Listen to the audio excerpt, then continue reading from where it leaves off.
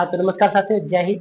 उम्मीद करेंगे आप सभी बढ़िया होंगे, स्वस्थ होंगे, अच्छे होंगे। ठीक है, जैसा कि मैंने आपका अभी क्या कहते हैं संस्कृत का आपका चैप्टर 3 का लेकर आया हूँ। ठीक है, और इससे पहले हमारा संस्कृत का चैप्टर फर्स्ट जो आपकी मंगलम पाठ है वो समाप्त हो चुका है। ठीक है ना। इसके बाद आपका चैप्टर 2 जो है आपका पाटलिपुत्र वैभव, ये पार्ट 1 और पार्ट 2 में आपको हो चुका है, जिसमें आपको पार्ट 1 में संपूर्ण कहानी का विस्तार संग्रह रूप से संग्रहित करके आपको बताया गया, विस्तार से विश्लेषण किया गया है। साथ ही आपका पार्ट 2 में सभी महत्वपूर्ण प्रश्नों का जवाब दिया गया आपको। ठीक है ना। और आशा हम इस बात की होगी कि आप सभी हमारा सारा वीडियो देख चुके होंगे और अपने साथ में अपने साथियों में भी शेयर कर चुके होंगे। ठीक है ना। और अगर अभी तक आपने या आपके किसी भी साथी दोस्त या आपके अभी तक हमारा चैनल को सब्सक्राइब नहीं किया तो जल्दी सब्सक्राइब कर ले, उन्हें भी बता दें ताकि इस चैनल पर आपको बेहतरीन से बेहतरीन कंटेंट हम आपको प्रदान करेंगे। और आपका हमें सपोर्ट मिलेगा तो मैं आपके लिए और ज्यादा से ज्यादा बेहतरीन कंटेंट हम आपके बीच में लेकर प्रस्तुत रहेंगे। ठीक है। और साथ ही हमारा सारा सेशन को आप दूसरों में अपने दोस्त यारों में शेयर करने का प्रयास करेंगे। ठीक है ना। तो अभी हम लेकर आए हैं आपका चैप्टर 3 जो कि आपका अलस कथा पाठ है, जिसमें आलसियों की कहानी के बारे में विस्तार पूर्वक हम जानने का प्रयास करेंगे। और इसके लेखक हैं आपका मैथिली कवि विद्यापति साहब। मैथिली कवि कौन है? मैथिली कवि विद्यापति साहब। ठीक है ना। इसमें सबसे पहले हम पाठ परिचय समझने का प्रयास करेंगे, आखिर पाठ परिचय में क्या है, आलसियों का मतलब क्या है, कौन सा काम आलसी करना चाहता है, आलसी के बारे में विस्तार से इस चैप्टर में जानने का प्रयास करेंगे, जो आपको अभी तक इस विषय में विस्तार से कोई विश्लेषण नहीं किया होगा। ठीक है ना। जैसा कि आप खोलते हैं किसी का वीडियो देखे होंगे, आपको डायरेक्ट आपके सामने आलसी के बारे में कुछ कहानी मिल जाता है। ठीक है ना। पाठ परिचय हम आपको देंगे बेहतर से बेहतर कंटेंट के रूप में, और साथ ही हम आपके लिए लेकर आए सबसे आसान एवं सरल भाषा में संस्कृत। अब संस्कृत किसी को भारी नहीं लगेगा, क्योंकि अब आपके सामने सारा संस्कृत का वीडियो लेकर विजन ऑनलाइन क्लास आपके सामने प्रस्तुत है, वो भी नॉर्मल एवं सरल शब्दों में। ठीक है, तो आप हमारा वीडियो को लाइक कमेंट शेयर कर दें और ज्यादा से ज्यादा शेयर करें, सब्सक्राइब कर ले और पास वाले बेल आइकन को प्रेस जरूर करें। ठीक है, बेल आइकन प्रेस करें तो हमारा सारा वीडियो सबसे पहले आप तक पहुंचेगा। और साथ ही डिस्क्रिप्शन में बहुत पूर्ण सूचनाएं मेंशन की गई है, हमारे टीम का कॉन्टेक्ट नंबर दिया गया है, तो आप उससे किसी प्रकार का नोट्स चाहिए तो आप उससे कॉन्टेक्ट कर सकते हैं। आपको प्रत्येक विषय पर प्रत्येक टॉपिक पर महत्वपूर्ण विस्तार पूर्वक आपको उसका नोट्स प्रदान किया जाएगा। ठीक है, तो चलते हैं बिना किसी समय गवाए हुए चैप्टर 3 जो आपका अलस कथा है आपका, जिसका मतलब होता है आलसियों की कहानी के बारे में हम लोग पढ़ेंगे इस चैप्टर में। ठीक है, तो इसके लेखक है मैथिली कवि विद्यापति साहब। इसके लेखक अलस कथा चैप्टर के लेखक कौन है? मैथिली कवि विद्यापति साहब। ठीक है, कभी कभी ये प्रश्न पूछ लेता है एक नंबर में। ठीक है ना, कि अलस कथा पाठ के रचनाकार कौन है? ठीक है, तो अलस कथा पाठ के रचनाकार है आपका विद्यापति साहब, और इसका पूरा बढ़िया इसका नाम देते हैं मैथिली कवि नाम से फेमस है मैथिली कवि विद्यापति साहब। ठीक है, तो चलते हैं स्टार्ट करते हैं इसका पाठ परिचय। सबसे पहले आपका पाठ परिचय में क्या दिया गया है? यह पाठ विद्यापति द्वारा रचित पुरुष परीक्षा नामक कथा ग्रंथ से संकलित एक उपदेशात्मक लघु कथा। कहने मतलब है यह आपका पाठ जो अलस कथा आपका, यह विद्यापति साहब इसका रचनाकार विद्यापति साहब है। और इसका जो ये अलस कथा है, यह आपका पुरुष परीक्षा कथा ग्रंथ से लिया गया। सवाल ये बन सकता है कि अलस कथा जो है आपका, अलस कथा जो आपका जो ये आपका अलस कथा नाम का जो कहानी है, यह कौन सा कहते हैं विद्यापति का कौन सा कथा ग्रंथ से लिया गया? ठीक है ना, तो आपको बोलना है पुरुष परीक्षा नामक कथा ग्रंथ से लिया गया। ठीक है, और यह कैसा उपदेश है? यह उपदेशात्मक जो है लघु कथा। कैसा कथा है? लघु विस्तार कथा है। ठीक है, इसके बाद क्या कहा है? विद्यापति ने मैथिली, अवहट और संस्कृत तीनों भाषाओं में अपने ग्रंथ का जो है रचना की है। कौन? विद्यापति साहब ने जो 3 भाषाओं मैथिली, अवहट और साथ ही संस्कृत भाषाओं में, तीनों भाषाओं में ग्रंथ की क्या रचना की। ठीक है, और यह जो आपका चैप्टर है, यह चैप्टर आपका पुरुष परीक्षा कथा ग्रंथ से लिया गया है। इसमें क्या क्या है? ठीक है ना, पुरुष परीक्षा में दिया है धर्म के बारे में अर्थ दिया गया है, संपूर्ण विषयों पर अर्थ दिया गया है, और साथ ही जो भी व्यक्ति काम करता है उस काम इत्यादि विषय पर संबंध और अनेक मनोरंजन कथाएं दी गई। किसमें? पुरुष परीक्षा में, जिसके लेखक रचनाकार कौन है? विद्यापति साहब। ठीक है, इसके बाद क्या कहा? अलस कथा में आलस्य के निवारण की प्रेरणा दी गई है। अलस कथा जो आपका ये चैप्टर है, इसमें आलस को निवारण, आलस को दूर कैसे करेंगे उसके समस्या का यह समाधान दिया गया। ठीक है, तो इसे बोला क्या इस पाठ में संसार की विचित्र गतिविधि का भी परिचय मिलता है। यह आपका जो अलस कथा चैप्टर है, यह आपका कौन सा चैप्टर है? आपका यह आपका अलस कथा जो चैप्टर है, इसमें संपूर्ण पूरे संसार में जितना भी विचित्र प्रकार का गतिविधि होता है ना, जो आपको लगता है कि नहीं करना चाहिए, वो काम भी करते हैं। ठीक है ना, इस चैप्टर में आपको बताया कौन सा चैप्टर? अलस कथा में। ठीक है, चलते अगला क्या है? आलस कहते किसे है? आलस जो किसे कहते हैं? जो कोई भी काम न करना चाहे, जिसे हमारा मन कभी करता है किसी काम को नहीं कर रहे तो आलस आता है शरीर में। वही बोला है क्या, किसी भी काम को देर से करना या उससे बचने के लिए कहा जाए उसी को क्या कहते हैं, आलस कहते हैं। देखिए उसी बोला आपका, किसी भी काम को देर से करने या उसके करने से बचने को कहा जाना, क्या कहा जाता है, आलस कहा जाता है। किसी काम को करे या फिर किसी बात को टाल दिए कि अभी हम कुछ काम कर रहे हैं, ये काम अभी हम नहीं करेंगे, तो क्यों टाले, क्योंकि हमको काम करने का मन नहीं है, तो इसी को क्या कहते हैं, इसी कहते हैं आलस, ठीक है ना।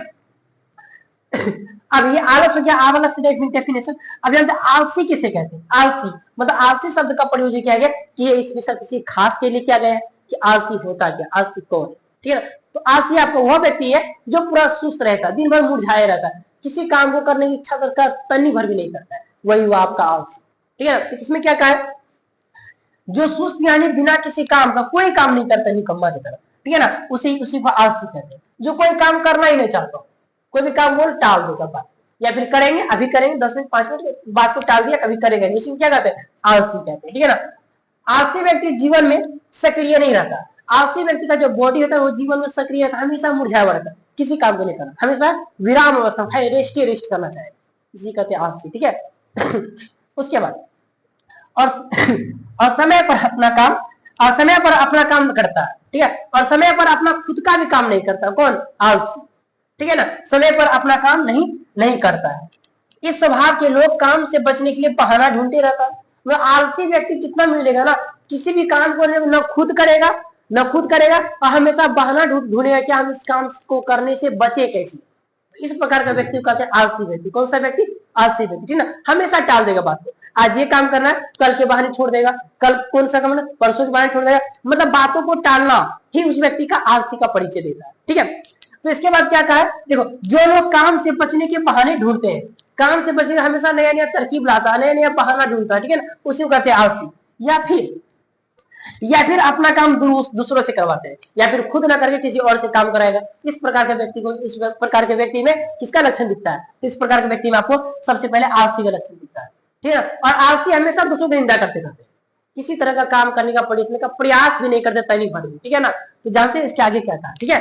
तो इसके आगे देखते हैं, यह आपका जो आलस का चैप्टर, आपका चैप्टर तृतीय पाठ है, तीसरा चैप्टर है, ठीक है। और इसमें आलसी के बारे में, वो आपका जो इससे पहले आपको वो पाठ परिचय था, पाठ के बारे में आलसी के बारे में विस्तार से आपको बताया गया कि आखिर आलसी का आलस क्या होता है, आलसी कहते किसे है, आलस किस प्रकार का काम करना चाहता है, कौन सा काम करना नहीं चाहता, ठीक है ना। तो उसके बाद क्या है, इस पाठ में हम जो भी पढ़े, ठीक है ना, यह पाठ विद्यापति के द्वारा रचित कथा ग्रंथ पुरुष परीक्षा नामक ग्रंथ का अंश है। यह पाठ जो है आपका जो एक विद्यापति साहब का जो रचना है, इसका नाम है पुरुष परीक्षा, उसी ग्रंथ से इस पाठ को लिया गया है, जिसका नाम क्या, आलस कथा, ठीक है ना। पुरुष परीक्षा कथा ग्रंथ में मानवीय गुणों पर प्रकाश डाला गया है। जो विद्यापति साहब के जो ग्रंथ है पुरुष परीक्षा, उस किताब में, उस पुस्तक में, आपको उस ग्रंथ में क्या बताया गया है कि मानव का जितना भी गुण है ना, उस पर विस्तार रूप से प्रकाश है, विस्तारित रूप से बताया गया है, ठीक है ना, कि मानव का गुण क्या क्या। और जो दोष है, उसके अंदर जो दोष होता है ना, काम क्रोध वगैरह, तो उस दोष को दूर जो करना है, दूर करने में शिक्षा दिया गया कि उसको दूर कैसे करना, उसको उपाय, ठीक है ना। मनुष्य मानवीय का जो दोष है, 6 जो दोष पाया जाता है मनुष्य में, 6 दोषों का त्याग कैसे करना है, उसके बारे में शिक्षा से बताया गया है, ठीक है। चलते हैं अगला क्या बोले देखते हैं, ठीक है ना। विद्यापति लोकप्रिय मैथिली कवि है। सवाल बनता है विद्यापति कैसे कवि है, ठीक है ना, विद्यापति कवि है, विद्यापति आपका सबसे लोकप्रिय और मैथिली कवि है, ठीक है ना, ये आपको ऑब्जेक्टिव में आता है, ठीक है। और अनेक संस्कृत ग्रंथों के निर्माता भी विद्यापति साहब विद्यापति हैं, ठीक है ना। अनेक बहुत सारे संस्कृत में ग्रंथ है, इसका किसके नाम, किसका, विद्यापति जी के हैं, ठीक है। इसके बाद क्या कहा देखते हैं, उनकी विशेषता, विद्यापति साहब के जितना भी ग्रंथ है उनका विशेषता क्या है, उनका विशेषता ये है, संस्कृत विषय में भी बहुत है, उनका विशेषता भी बहुत सारा दिया है संस्कृत विषय में, ठीक है। और इस पाठ में हम लोग आलस जो दोष है, आलस मनुष्य का सबसे बड़ा दोष है, ठीक है ना, काम क्रोध आलस मनुष्य का, ये 3 जो वर्ड है ना, ये तीनों बहुत बड़ा दोष है, ठीक है ना। ऐसे मनुष्य में 6 दोष होता है, ठीक है ना, 6 दोषों का त्याग करना चाहिए मनुष्य को, ठीक है।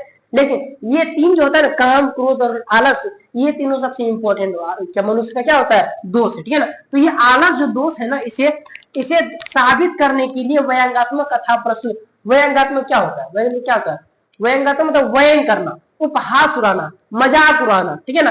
तो आलस के प्रति मजाक उड़ाना, आलस को दूर करने के लिए तो विद्यापति साहब अपना पुरुष परीक्षा में लिया गया है चैप्टर का नाम क्या, आलस कथा, ठीक है ना।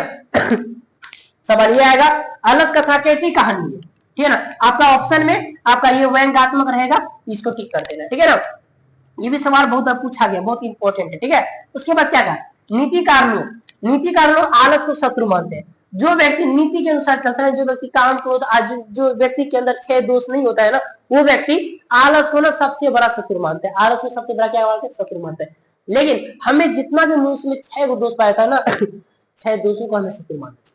मनुष्य के शरीर में किसी प्रकार का दोष पाया नहीं जाना चाहिए। ठीक उसी प्रकार नीति कार्य जितना व्यक्ति आलस को अपना सबसे बड़ा शत्रु मानते हैं, ठीक है ना। तो चलते हैं इसके आगे देखते हैं क्या। हाँ, तो चलते हैं आप कहानी की और विस्तार से विश्लेषण करके पढ़ने का प्रयास करते हैं, ठीक है ना। मैं आपको जो भी कहानी बताऊंगा वो आपका लगभग 100% उम्मीद रहेगा कि आपका एग्जाम में सीधे मैच करने की संभावना रहेगी, ठीक है ना। तो सबसे पहले अभी तक सब्सक्राइब नहीं किया हमारे चैनल को सब्सक्राइब कर ले और अपने दोस्तों में शेयर कर दे, ठीक है ना। तो चलते हैं, आपका कहानी क्या कहता है, ठीक है ना। मिथिला में वीरेश्वर नाम का एक मंत्री था, ठीक है ना। सबसे पहले सवाल ये बनता है, वीरेश्वर था कौन। वीरेश्वर आपका एक मंत्री था, और ये कहाँ का मंत्री था, तो ये आपका मिथिला का मंत्री था, ठीक है ना। इसके बाद क्या कहा, मिथिला में वीरेश्वर नाम का एक मंत्री था, वह स्वभाव से दानी और दयावान था। तो सवाल ये आएगा कि वीरेश्वर कैसा, वीरेश्वर का स्वभाव कैसा था। तो वीरेश्वर नाम का जो मंत्री था, जो कि मिथिला का मंत्री था, उसका स्वभाव अत्यंत दानी था और दयावान था। मतलब दान हमेशा करते रहता था और दयावान था, लोगों के प्रति लोगों की भावनाओं को समझने का प्रयास करता था। कौन, वीरेश्वर, ठीक है ना। और वह क्या है, वह संकट ग्रस्त तथा अनाथ लोगों को प्रतिदिन इच्छा भर भोजन देता। वह आलसियों को भी अन्न वस्त्र देता। कहने मतलब है, जो भी व्यक्ति संकट से जूझ रहे, जो भी व्यक्ति संकट में विपत्ति में है, उनका सहायता करते थे वीरेश्वर। और साथ ही इनके साथ साथ उसको भोजन और वस्त्र देने के साथ साथ जितना भी आलस व्यक्ति थे ना, उनको भी भोजन और वस्त्र देते थे। कौन, वीरेश्वर। वीरेश्वर कौन था, तो ये सभी आप कमेंट सेक्शन में बताएं, ठीक है। वीरेश्वर था कौन, ठीक है। इसके आगे चलते हैं। इसके आगे एक श्लोक दिया गया है। उस श्लोक है ना, देखिए जितना भी श्लोक है आपका, उसमें से 2 श्लोक आने की संभावना रहती है। और श्लोक कहाँ से आएगा इसका मुझे नहीं पता, ठीक है ना। लेकिन प्रयास ये रहता, श्लोक आपका फर्स्ट जो आपको मंगलम था, या फिर पाटलिपुत्र वैभवम था, या फिर आपका अलस कथा है, या फिर नीति श्लोका है, या फिर कर्मवीर कथा है। तो श्लोक आपका कहीं से भी 2 को पूछ सकता है, 5 मार्क्स का, ठीक है ना।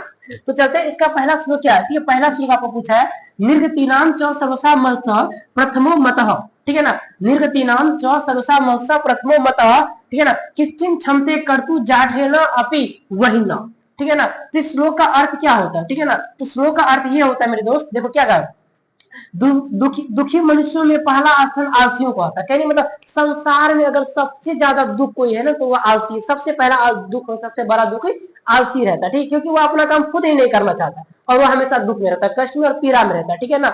जिस दिन आलस अपना सारा काम स्वयं करना सीख जाएगा, तो उस दिन संसार में कोई व्यक्ति दुख बचेगा ही नहीं, ठीक है ना। तो वही कहा है, इनका मुख्य सिद्धांत भूखे रहना अच्छा है। तो जितना भी आलसी है उनका सिद्धांत यही रहता है कि मर जाएंगे लेकिन हम कोई काम नहीं करेंगे, भूखे रहेंगे, पेट की ज्वाला को शांत करेंगे, कुछ भी नहीं करना, मतलब आलस व्यक्ति, ठीक है ना। तो आलसी जो होता है ना, अपने पेट की ज्वाला को शांत करने के लिए किसी प्रकार कार्य, नैतिक प्रकार कार्य करना नहीं चाहता, ठीक है ना। तो वही कहा है, इसका मुख्य सिद्धांत, आलसियों का मुख्य सिद्धांत क्या था, भूखे रहना, वो ठीक है, लेकिन किसी प्रकार काम करना वो सही नहीं है, ठीक है ना। लेकिन कोई काम नहीं करना है, अभी मैंने बताया कोई काम करना नहीं है, ठीक है। अर्थात आलसी लोग पेट की ज्वाला सह लेते, पेट का जो भूख है उसको बर्दाश्त कर लेते, किसी का काम करना नहीं चाहते, ठीक है। वही कहा, पेट की आग सह लेते हैं किंतु परिश्रम करना नहीं चाहता, किसी प्रकार का काम करना नहीं चाहता, चाहे छोटा काम या बड़ा काम। यहाँ तक कि आप सोच सकते हैं आलसी कहते किसको, ठीक है ना, जो अपना खुद का भी इच्छा पूरा ना कर सके, डेट्स वो क्या आलसी कहलाएगा, ठीक है। चलते इसके आगे क्या कहा, इसके आगे कहा क्या, इसके बाद आलसी व्यक्ति को कहा खूब धन लाभ होगा। आलसी व्यक्ति ने ऐसा सुना कि कहीं पर वीरेश्वर नाम का जो मंत्री है मिथिला का, वो ना लोगों को, आलसी को, जितना भी गरीब है, जितना भी क्या जिसके पास उतना पैसा जुट नहीं पा रहा है खाने के लिए, भोजन दैनिक दिनचर्या चलाने के लिए, जीवन यापन करने के लिए, तो उन सभी को ना वीरेश्वर नाम का जो मंत्री था वह उन सभी को भोजन वस्त्र दे रहे हैं, ठीक है ना। और इसके साथ यह बात सुनकर जितना भी मोटे सोटे जो भी काम करना चाहते भी थे ना, वो लगते भी दौड़ पड़े लोग लालच में, वीरेश्वर के यहाँ लोग, क्या भोजन मिलेगा, वस्त्र मिलेगा, घर मिलेगा, इन सभी के लालच में बढ़िया बढ़िया व्यक्ति भी यहाँ चलेगा, ठीक है। अब देखिए, और किसी भी काम को बोला, देखो क्या बोला, सुनकर बहुत से लोग, तुरंत बड़े लोग जमा हो गए हैं, क्योंकि अब कहने मतलब है क्या, इस कहानी बोला क्या, वीरेश्वर नाम का मंत्री जो अनाउंस कराया, सबको जानकारी दिया क्या, वीरेश्वर नाम का मंत्री जो है मिथिला का आपका, ठीक है, ये उन सभी व्यक्ति को जिसके पास खाने पीने का पैसा नहीं जुट रहा है, या फिर जो गरीब है, या फिर जो विपत्ति से जूझ रहा है, उन सभी के वीरेश्वर मंत्री ने आपके लिए खाना पीना, भोजन और वस्त्र का आयोजन किया है। ये सभी बात को सुन के जो व्यक्ति आलस नहीं है, जो व्यक्ति गरीब नहीं है, जो व्यक्ति काम करता है, सारा मनुष्य, सारा प्रकार का जितना आदमी सब दौड़ पड़ा किसके लिए, इसका लाभ उठाने के लिए, ठीक है ना। तो चलते हैं इसके आगे क्या कहा है। तो क्या कहा वीडियो में कि वीरेश्वर नाम का मंत्री जो है ना, जिससे सुना इनके सभी गरीबों को वस्त्र, भोजन, धन दौलत देने वाले हैं, तो सभी प्रकार का व्यक्ति दौड़ पड़ा, क्यों, उसके लालच में उनको धन मिलेगा, वस्त्र मिलेगा, भोजन मिलेगा, ठीक है ना। तो उसी संबंध में एक श्लोक कहा है क्या, स्थिति सौकर्य मूला ही सर्वसाम अपि संहते, स्थिति सौकर्य मूला ही सर्वसाम अपि संहते, ठीक है, सजातीनाम सुखम दृष्टवा के न धावंती जनता। अर्थात कहने का मतलब है क्या, देखिए कहने का मतलब है सुविधाजनक स्थिति को देखकर सभी लोग उसे प्राप्त करना चाहते हैं। अगर आपको ही सुविधा मिले तो आप भी चाहेंगे मेरे पास आए, नहीं, तो सुविधाजनक स्थिति को देखकर सभी लोग उसे प्राप्त करना चाहते हैं। ऐसा कौन सा जीव है, ऐसा कौन सा जीव है जो अपने जाति का सुख देखकर नहीं दौड़ता है, ऐसा कौन सा व्यक्ति है जो अपना सुख, जो भी सुख आपको पता है कि आपको सुख प्रदान हो रहा है, आपको बिहार में क्वेश्चन बढ़ रहा है, तो आप भी डर पड़ोगे, नहीं डर पड़ोगे ना, तो पहले सब्सक्राइब कर लेते, ठीक है। तो चाहते हैं अपना सुविधाजनक स्थिति का सभी लोग चाहते हैं कि उसको हम प्राप्त कर सके, ठीक है ना। तो वही कहा है कि सुविधाजनक स्थिति को देखकर सभी लोग उसे प्राप्त करना चाहते हैं। ऐसा कौन सा जीव है जो अपने जाति का सुख देखकर नहीं दौड़ता है, ठीक है।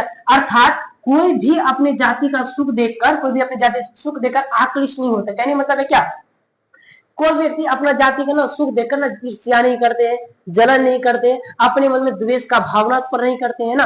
तो जो भी व्यक्ति है ना अपने आप को देख या अपने जैसे सेम समूह को देखकर किसी प्रकार का भेदभाव मन में, बाधा मन में, आकृष्ट पैदा नहीं करते, ठीक है ना। तो इसके आगे क्या कहा है, देखते हैं इसके आगे क्या कहते हैं, ठीक है। बाद में आलसियों का सुख देखकर धूर्त भी बनावटी आलस से दिखाकर भोजन करते थे। कहीं मतलब है क्या, जैसे वीरेश्वर नाम का जो मंत्री ने जो अनाउंस किया क्या, सभी व्यक्ति को आ रहा भोजन वोजन करने, जो आलस है, जो काम नहीं कर पाते हैं, आलसी के साथ धूर्त व्यक्ति मतलब बनावटी व्यक्ति भी ना उसके समूह में पहुंच गए, उसका जहाँ पे आयोजन किया गया था वहां पर पहुंच गए, ताकि उसको भोजन, वस्त्र, कपड़ा मिल सके, ठीक है ना। तो वही बोला दिखा रहे भोजन करते थे, ठीक है ना। इस बीच में आलसियों पर अधिक खर्च देखकर राजपुरुषों के द्वारा विचार किया गया। अब देखिए, जहां आपको पता है कि 20 आदमी मेरे मोहल्ले में खाना खाने योग्य नहीं है, तो 20 आदमी खाना, 30 आदमी खाना बनाएंगे, तो वहां पर क्या देखा वीरेश्वर मंत्री में ना, पूरा भोजन गृह जो भंडार था ना जहां पर आयोजित किया गया था, पूरा वो समूह भर गया, उसका पूरा वो प्रयोगशाला भर गया। तो अब इतना आदमी देखिए, वो सोचे पड़ गया कि हमारे समाज में, हमारा जिला में इतना ज्यादा आलसी, इतना ज्यादा गरीब हो गया। तो उन्होंने विचार किया, क्या विचार किया, विचार ये किया, बोला क्या, बुद्धि पर हीन दया करके स्वामी द्वारा केवल आलसियों की वस्तुएं दी जाती है। कहने मतलब है, तो देखो अगर आप कोई चीज का आयोजन करते तो आप उस हिसाब से आयोजन करेंगे, नहीं, अगर उस बीच में आपके धूर्त व्यक्ति आए उसका समस्या का आप समाधान भी करेंगे ना, कि निवारण सही हो सबको, जो व्यक्ति गरीब है उनको समाज मिल सके। अगर आप ऐसा नहीं करते हैं तो जो व्यक्ति गरीब नहीं है उनको समाज मिल जाएगा, और जो गरीब है उनको समाज ही नहीं मिलेगा, ठीक है ना। तो उस विचार को लेकर राजा ने, वीरेश्वर नाम का जो मंत्री ने विचार किया क्या, कि इनमें पहचाना कैसे जाए कि कौन आलसी है, कौन गरीब है, और कौन बनावटी है, कौन धूर्त व्यक्ति है, ठीक है ना। तो उसके लिए छोटा सा परीक्षा स्टार्ट करते हैं, ठीक है ना। तो क्या कहा, देखिए, आलसियों पर वस्तुएं दी जाती, कपट करने वाले व्यक्ति भी आलसहीन वस्तुएं पाते हैं और हमारे आलस से, कहने मतलब क्या, जो छल कपट पड़ता है वो भी पहुंच गया वहां पे सामान लेने के लिए, ठीक है ना। तो उसे पहचाने की कौन कैसे आलसी है, ठीक है ना, जानते हैं इसके बारे में आगे, ठीक है, करते हैं स्टार्ट इसके आगे। तो मंत्री और उसके टीम ने आयोजन किया क्या, इसमें पहचाना कैसा जाए कौन आलसी है, कौन बनावटी व्यक्ति है, ठीक है ना। तो उन्होंने क्या किया, उन सभी आलसियों का जांच किया, परीक्षा लिया, ठीक है, वही बोला है, इससे उन आलसियों की जांच की जाए, ठीक है ना, ऐसा आदेश दिया मंत्री क्या, उन सभी आलसियों का जांच कीजिए, कौन ओरिजिनल में आलसी है या फिर कौन बनावटी आलसी है, ठीक है। तो ऐसा विचार कर सोए, सभी सो गए। जब रात्रि का समय आया, जब सभी सो गए, तो सोए अवस्था में आलसियों के घर में ना क्या कर दिया, आग लगाकर जांचने का प्रयास किया। जो भी जितना भी आलसी के प्रयोगशाला में सभी सो गए, तो आग लगा दिया रात्रि को, ताकि पहचान से कौन आलसी, और आलस व्यक्ति भागेगा नहीं, जो धूर्त होगा, बना तो भाग जाएगा सारा, ठीक है। तो कैसे जांच किया, आग लगा, ठीक है ना। चलते इसके बाद क्या था, इसके बाद घर में लगी आग को बढ़ते देखकर सभी धूर्त लोग, जितना भी धूर्त लोग था, सभी भाग गए। कहने मतलब है, जैसे घर में आग लगा, जितना जैसे आग बढ़ रहा है, तो जितना भी धूर्त बनावटी होता सभी आग देकर भाग, तो पता चल गया कौन आलसी नहीं है, ठीक है ना। इसके बाद कुछ आलसी लोग भी भाग गए अपने आप से बचाने के लिए, ठीक है, और उसमें भी जो खतरनाक आलसी होगा वो बचा हुआ होगा। देखते कौन खतरनाक आलसी है, ठीक है ना। तो 4 व्यक्ति वहीं सोए रहे, 4 जो व्यक्ति था ना, उस आग लगने में आलस वहीं पर सोए रहे, ठीक है ना। तो चारों पता है खुशी का बात यह है, चारों ना आलस में बैठ के बात भी कर रहा है, वार्तालाप करे, चारों ना बात कर रहे थे तथा परस्पर आप बात करें, ठीक है ना। एक ने क्या किया, ये कहानी बहुत इंटरेस्टिंग है, ठीक है ना, तो आप सब्सक्राइब कर लीजिए चैनल को, ठीक है ना, मजा आएगा पढ़ेंगे, रोमांच से पढ़ेंगे, ठीक है, और आसान शब्द रहेगा, ठीक है। तो एक ने कपड़े से मुंह ढक कर बोला, एक ने कपड़े से मुंह ढक लिया, चुपके से बोलता है, क्या बोलता है सुनते हैं, ठीक है ना। कपड़े से मुंह ढक चुपके बोला, अरे ये हल्ला कैसा, ये कोलाहल कैसा हो रहा है, ये शोरगुल कैसा, ठीक है ना। दूसरे ने जवाब दिया, लगता है ना इस घर में ना आग लग गया है। आवाज कैसे बताया, लगता है इस घर में क्या लग गया, आग लग गया, ठीक है ना, लगता है इस घर में ना आग लग गई है। और तीसरा बोलता है, तीसरा क्या कहता है पता है, तीसरा तो खतरनाक आदमी बोलता है क्या, ऐसा कोई धार्मिक व्यक्ति नहीं है जो चादर को पानी में भिगो कर हमारे ऊपर में ढक दे, नहीं हमारे मतलब मैं नहीं, मैं पढ़ा रहा हूँ, ठीक है। ऐसा कोई धार्मिक व्यक्ति नहीं है जो चादर को भिगो कर मेरे ऊपर ढक दे और हम बच जाए, हम सुरक्षित हो जाए, नहीं। तो क्या कहा, ऐसा कोई धार्मिक नहीं है जो इसमें पानी से भीगे वस्त्रों या चटाई को हम लोग पे ढक दे। चौथा क्या बोलता सुनो, चौथा का जवाब ना क्या था, स्वैग वाला जवाब था, तो रिप्लाई तो स्वैग, हाँ तीनों सौ ये रॉक, नहीं। चौथा क्या सुनो, अरे बक करने वालों कितना बोलता है, अरे बक अरे वाचालों कितनी बातें करते हो, चुपचाप क्यों नहीं सुनाते हो। अब आग लगा उसमें भी ये आग से कितना खतरनाक टाइप का, नहीं अरे वाचालों कितना बोलते हो, कितना बक करते हो, चुपचाप नहीं रहा जाता है, ठीक है ना। इसके आगे और मजा आएगा, ठीक है ना। तो अभी तो जल्दी शेयर करिए सेशन को, ठीक है। चलते हैं इसके आगे। इसके बाद देखिए, जैसे चारों बात कर रहा था ना, बात कर जाहिर सी बात साउंड बाहर जाएगा, ठीक है ना। तो इन सभी को बातों को सुनकर ना देखिए, तब चारों तरफ आपस में बात सुनकर उसके ऊपर फैली हुई आग को देखते हुए जितना भी नियोगी पुरुष था ना, मृत्यु होने की भाई मर न जाएगा, उन चारों को ना आलसी को बाल पकड़कर, किससे बाल पकड़कर उन चारों क्या किया, बाहर निकाल दिया, ठीक है, निकालने गया। तब उन्हें इस प्रकार देखकर नियोगी पुरुष द्वारा कहा गया, क्या कहा, क्या सुनोगे, कहा पतिरेव गति स्त्री नाम बलनाम जननी गति, ठीक है, अर्थात पति की गति उसके स्त्री से और बालकों की गति उसकी माता से, ठीक है ना। वही बोला है, न सान पतिरेव गति स्त्री नाम बलनाम जननी गति, ठीक है ना, न सानम गति कच्चित लोके कारुणिकम बिना, अर्थात इसका मतलब होता है मेरे भाई, इसका अर्थ होता है आपका, इसका अर्थ ये होगा कि स्त्रियों का रक्षक पति होता है, स्त्री रक्षक होता पति होता है, और बच्चे का रक्षक कौन होती है, माँ होती है, कौन होती है, माँ होती है। इस शब्द के लिए ना आप सब्सक्राइब कर दें, ठीक है। क्या कहा, स्त्रियों का रक्षक पति होता है, बच्चों का रक्षक माँ होती है, लेकिन बच्चों आंसू का रक्षक दयावान पुरुष के अलावा संसार में कोई नहीं होता, ठीक है ना। वही बोला है कि स्त्रियों का रक्षक पति होता है, बालकों का रक्षक उनकी माँ होती है, लेकिन आलसियों का व्यक्ति जितना भी आलसी है ना, उसका रक्षक कोई दयावान या दया व्यक्ति ही हो सकता है। तो आप सभी को पता था ना, हमारा वीरेश्वर जो हमका जो मंत्री था मिथिला वो कैसा दयावान था, ठीक है ना। तो किया उसके बाद उन चारों को पहले से भी अधिक वस्तुएं मंत्री द्वारा दिया गया, और देने के पश्चात उन सभी को पहचान लिया क्या, हमारे आलसला में ये चार ही आलसी है, बाकी जितना था सारा बनावटी है, ठीक है। आप सभी कमेंट में ये बताएंगे कि चारों आलसी का वार्तालाप क्या होता है, चारों आलसी का आपस में बात क्या होता है, वाद विवाद संवाद क्या होता है, ठीक है ना। तो हमारा आपका ये चैप्टर 3 का आपका पार्ट 1 समाप्त हुआ, ठीक है ना। पार्ट 2 हम आपके लेकर आएंगे नहीं कंटेंट के रूप से। पार्ट 2 में आपका सारा प्रश्न उत्तर, objective, fill in the blank सब कुछ रहेगा। तो इस सेशन को आप ज्यादा से ज्यादा शेयर करें, और साथ ही आप सभी से निवेदन है कृपया हमारे चैनल को सब्सक्राइब करें और अपने दोस्तों में फॉरवर्ड या शेयर करने का प्रयास करें। जितना व्हाट्सएप, इंस्टा, फेसबुक, ट्विटर जितना जो सब पूरा मेंशन कर दे, सबको सेंड कर दे, ताकि हमारा सारा वीडियो आप तक पहुंचे। और अभी समय कम है और सबको संस्कृत में प्रॉब्लम होती है, दिक्कत परेशानियां आती है, तो संस्कृत हम आपके लिए आसान से आसान मटेरियल में कंटेंट रूप में हम लाते रहेंगे। और हमारे चैनल आप सब्सक्राइब करेंगे, आपको नए मटेरियल कंटेंट आपको प्राप्त होता रहेगा, ठीक है। फिलहाल के लिए जय हिंद, मिलेंगे हम आपसे नेक्स्ट वीडियो में, और सब्सक्राइब कर दें, ठीक है। जय हिंद।